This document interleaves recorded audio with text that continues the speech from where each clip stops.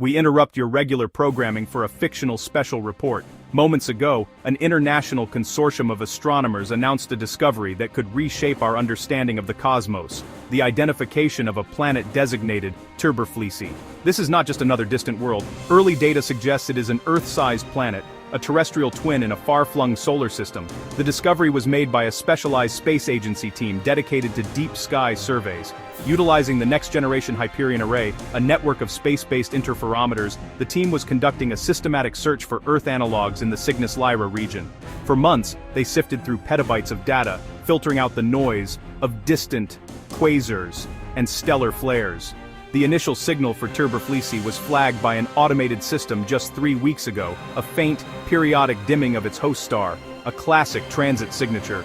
Follow-up observations were immediately prioritized. Using advanced spectroscopic analysis, the team confirmed the object was indeed a planet and began to piece together its fundamental characteristics. The data, while preliminary, paints a picture of a world that is startlingly familiar, yet profoundly alien. The most extraordinary and as yet unverified claim from the initial report is the detection of complex atmospheric biosignatures, leading to the speculative hypothesis of a familiar species. We must stress this aspect of the report is highly conjectural and awaits rigorous peer review.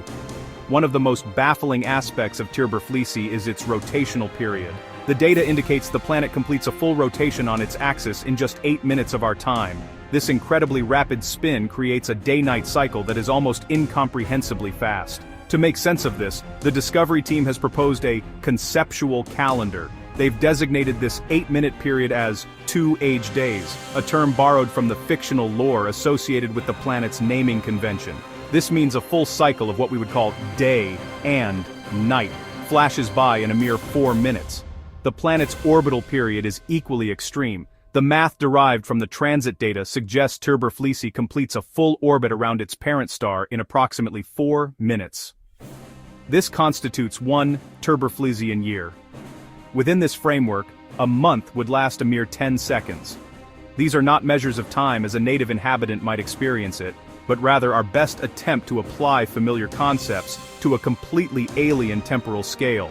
The implications for geology, climate, and any potential life are staggering and will be a primary focus of future study. Adding to the uncanny familiarity, Tirbrflisi is not alone. It possesses a large natural satellite, which has been provisionally named Equatrias. Initial mass and size estimates are astonishing. The planet itself is nearly identical in size and mass to Earth, a true terrestrial sibling. Its moon, Equatrias, is a near-perfect match for our own moon in both diameter and estimated mass. Furthermore, it orbits Tirbrflisi at a distance remarkably similar to our own lunar orbit.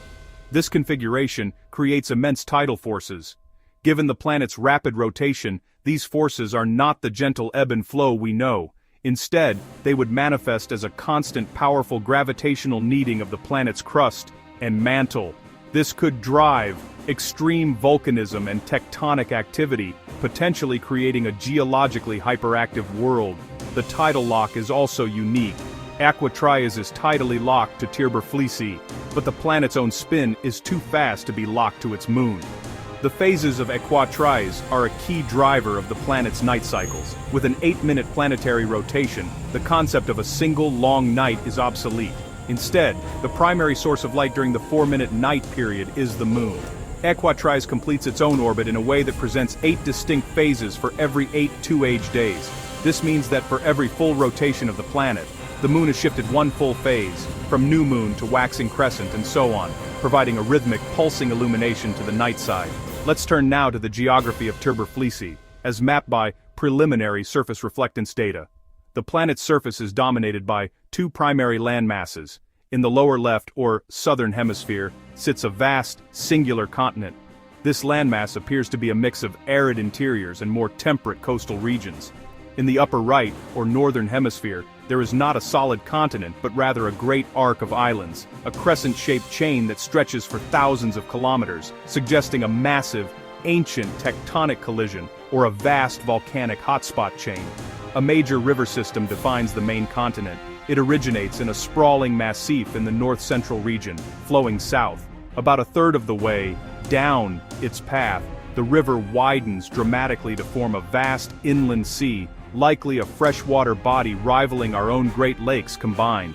From this sea, the river reforms, cutting a deep channel directly south until it finally empties into the southern polar ocean.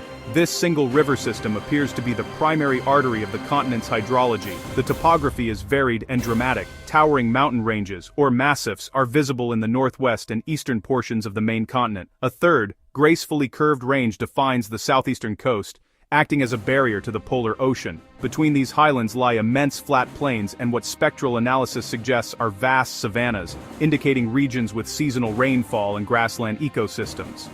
The sheer scale of these features hints at powerful geological and atmospheric forces at play.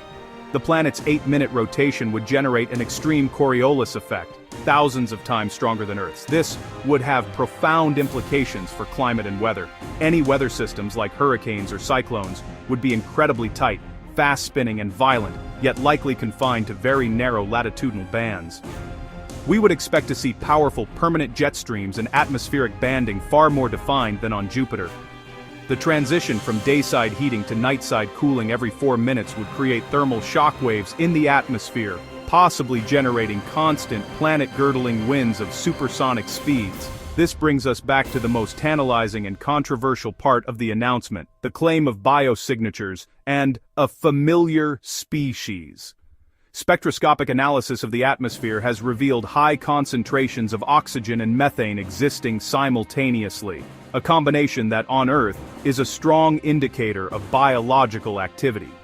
The term familiar species is drawn from the internal report, which speculates that the dominant life forms could be analogous to humanity, a claim based on extremely thin and uncorroborated data patterns. Scientists not affiliated with the project urge extreme caution, noting that exotic, non-biological chemistry could potentially produce similar results under such alien conditions. In response to this discovery, mission planners are already working on hypothetical, follow-up scenarios. The leading proposal involves a high-speed, flyby probe, capable of traversing the immense distance to Tirbrflisi's star system within a few decades. This probe would not orbit but would capture high-resolution imagery and detailed atmospheric data as it passes.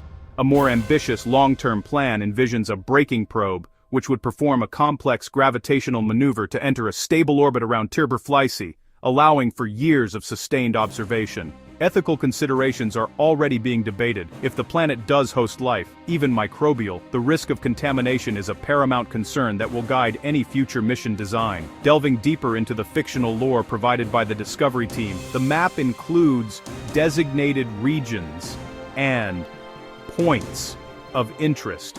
Numerous named isles ring the coasts of the main continent and form the Great Northern Crescent Chain.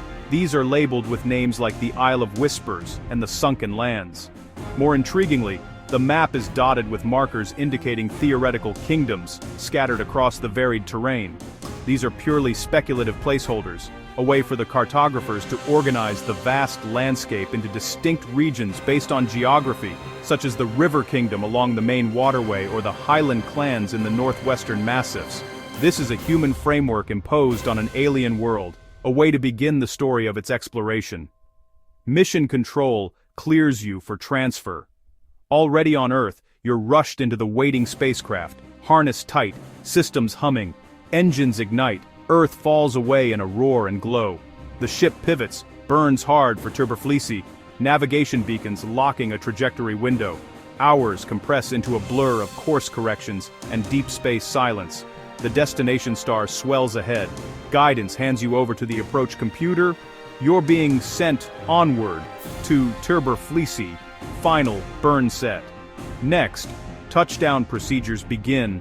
To conclude this initial briefing, the team has designated a hypothetical touchdown point for any future crewed or robotic landing mission.